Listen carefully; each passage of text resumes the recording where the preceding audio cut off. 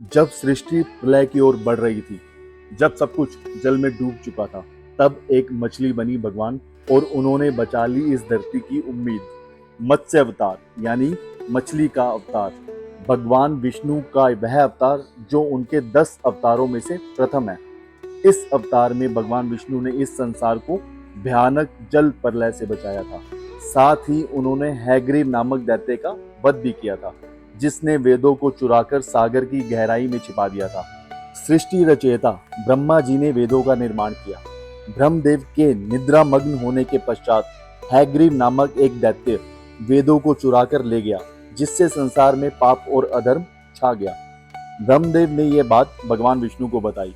उन्होंने हैग्रीव का वध करने के लिए एक बड़ी मछली का रूप ले लिया और समुद्र में जाकर हैग्रीव के पहरेदारों को मारकर उसे के कारागार से वेदों को छुड़ा लिया और हैग्रीव की सेना समेत हैग्रीव को भी मार डाला और वेदों को अपने मुंह में रखकर समुद्र से बाहर आ गए और वेद वापस ब्रह्मा जी को सौंप दिए। भगवान विष्णु का पहला अवतार मत्स्य अवतार।